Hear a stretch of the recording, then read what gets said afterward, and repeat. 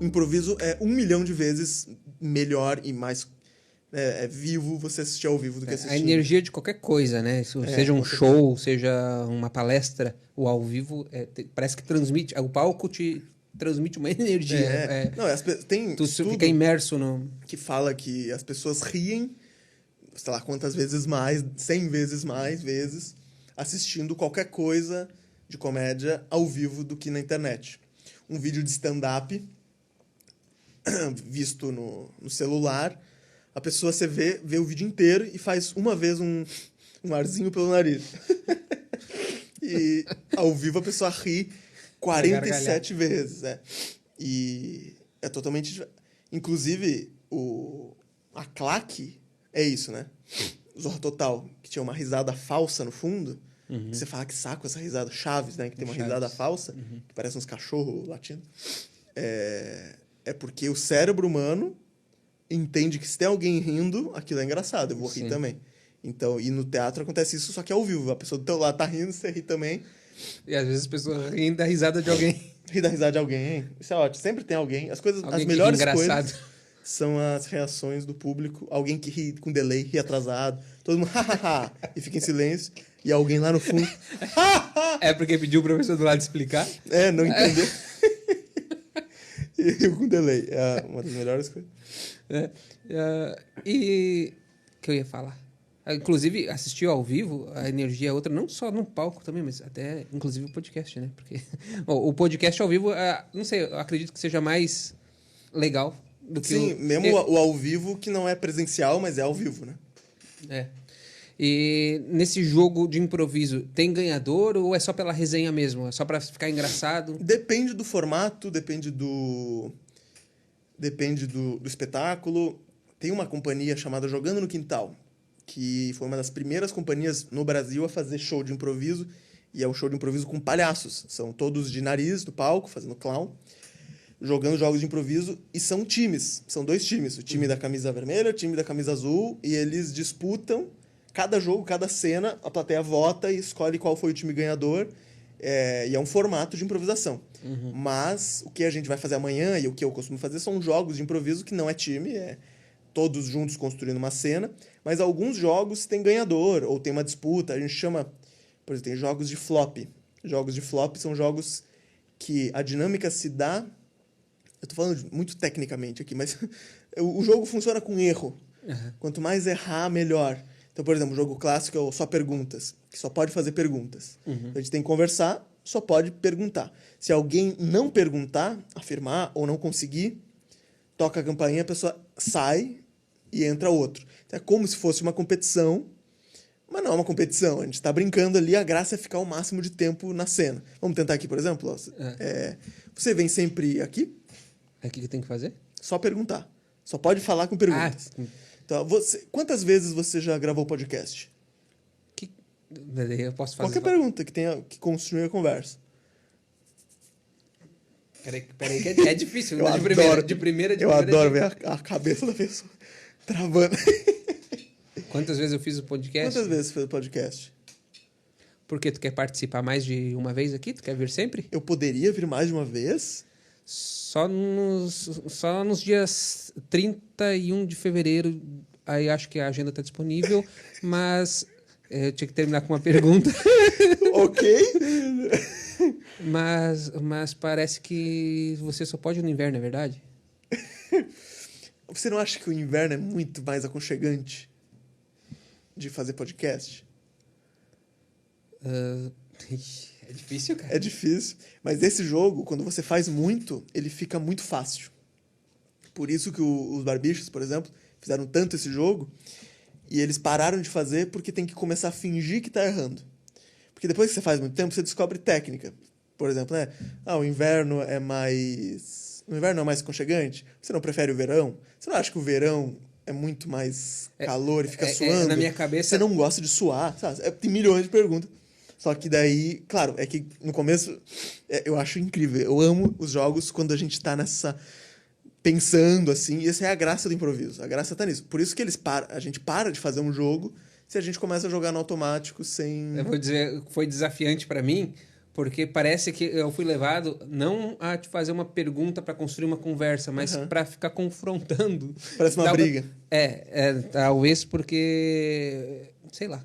Porque o meu cérebro mandou fazer isso. Não, é engraçado psicologicamente. Olha que louco. Tem uma coisa no improviso, quando a gente dá curso de improvisação, que as pessoas, as coisas que a gente proíbe entre aspas, né? Mas a gente fala para as pessoas que estão começando a fazer improviso, evitar cena de briga, de discussão, de negociação e falar não e perguntar muito. Todas essas coisas são as coisas que a gente faz, tipo assim, perguntar muito, em vez de... Nesse jogo é só perguntas, só pode perguntar. Mas nas outras dinâmicas, evitar perguntar. Em vez de eu te perguntar, quer sorvete? Eu chego para você e falo, ó, sorvete. Né? Em vez de falar não, negar, né? A negação, quando você propõe para mim, vamos jogar bola? Você fala, e eu falo, não. É melhor não, vamos jogar bola. Né? Estimular as pessoas a fazer as coisas dentro de cena. Negociação, ninguém quer ver uma cena de duas pessoas negociando, sei lá, qualquer coisa. Né? Essa camiseta é quanto? R$12. Faz por 10, por 11. Você passa no crédito? Não, só tem débito. Foda-se, eu não quero ver essa cena. Sabe, essa cena eu vejo na CIA. Eu vou lá e vejo essa cena. No teatro eu não quero ver essa cena. Então tem todos esses treinos pra gente descobrir o que faz as pessoas se interessarem por uma cena no palco. Uhum. O que faz a pessoa falar, eu entendi por que essa cena está sendo feita. Eu quero ver essa cena. E esse é o treino do improvisador. Assim. Isso também ajuda para criar conteúdo na internet. Assim, né? Você pensa, por que eu vou... O que as pessoas vão gostar de ver nesse conteúdo? Por mais simples que seja, o que vai prender a atenção delas, né? É não ter essas coisas todas que eu falei. Pergunta, negação, bloqueio, negociação, discussão. Acho que eu vou começar a treinar isso aí, sabe? Porque até uma coisa que eu queria te perguntar. Como conseguir... Por exemplo, eu tenho uma dificuldade de conseguir ser engraçado nas minhas piadas. Às vezes às vezes é uma piada engraçada. Então não é uma piada, talvez. Para as outras pessoas, não. O que pode acontecer? Eu posso tentar ser engraçado e acabar te ofendendo. Ou entendeu? Em vez de ser engraçado, eu te ofendi. Eu sei lá, não... pode ser...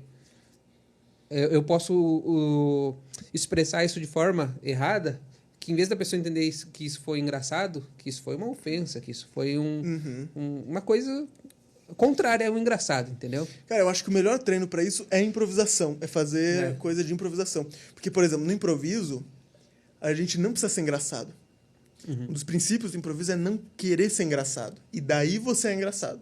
Então, por exemplo, tudo isso que você falou, assim, de ofensa, de fazer algo que você acha que vai ser engraçado, para você é uma piada e ofende alguém.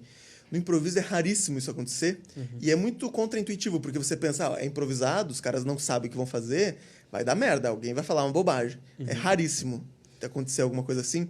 Porque, por exemplo, a gente pode fazer uma cena de improviso muito engraçada, sem nenhuma piada.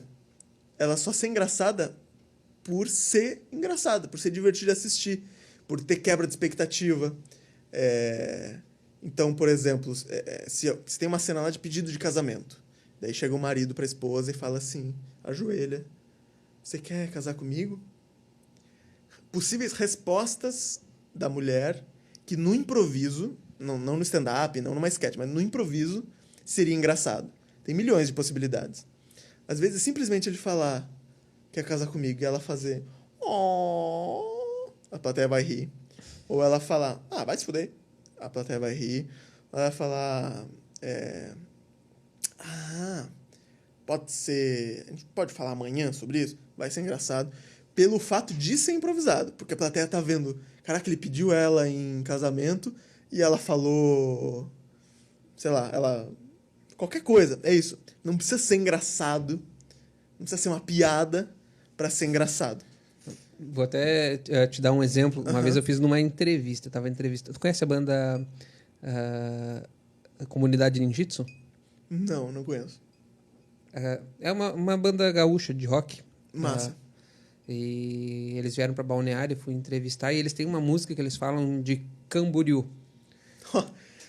Camboriú Cast. Camboriú Voltamos ao Camboriú. Aí, eu não lembro a letra da música e tal, mas eu lembro que eu me preparei pra fazer aquela pergunta e tinha que ser engraçado. E eu falei assim, tá, mas tu sabe que Camboriú não tem mar, né? Porque Camboriú é uma cidade, Balneário Camboriú é outra. Aham. Ele fez uma cara assim... Cara, no fim, ficou um climão, porque parecia que eu tava tirando ele pra otário. Em vez de eu fazer uma coisa engraçada, parecia que eu tava Entendi. tirando ele pra louco, entendeu? Pra otário. Eu acho que isso tem muito a ver com improvisação.